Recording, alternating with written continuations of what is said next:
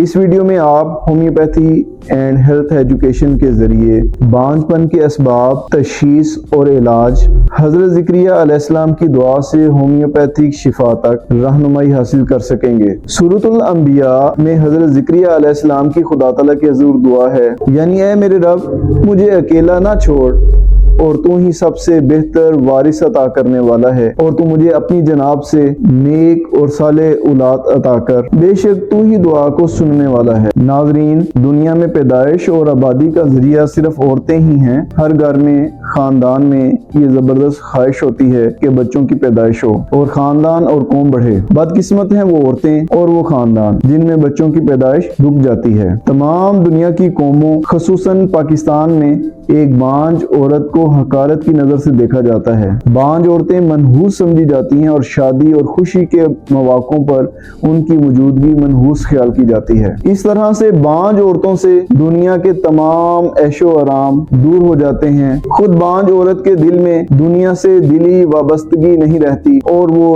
زندگی سے ہمیشہ موت کو ترجیح دیتی ہے۔ یاد رہے، قدرت نے بہت کم عورتیں ایسی پیدا کی ہیں جو در حقیقت بانجھ ہوں۔ رہن سہن، بے جا لاپرواہی، عیش پسندی عورتوں کو بانجھ بنانے کا زیادہ موجب ہے۔ دنیا کی تاریخ شاہد ہے کہ امیر گھرانوں میں اولاد کی ہمیشہ کمی رہی، جبکہ غریب طبقہ میں ضرورت سے زیادہ بچے پیدا ہوئے، جن کی دیکھ بھال اگر ناممکن نہیں تو مشکل ضرور ہوتی ہے۔ اکثر معاشرتی رویہ عورت کے خلاف ہوتا ہے، جو کہ سراسر ناانصافی ہے۔ حقیقت یہ ہے کہ جدید طب کے مطابق مرد اور عورت دونوں کو یکساں طور پر چیک اپ کی ضرورت ہوتی ہے۔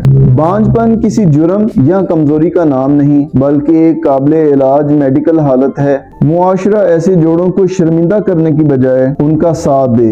ایک نرمی بھرا جملہ، ہمدرد رویہ اور دعا ان کے لیے سب سے مؤثر دوا ہے۔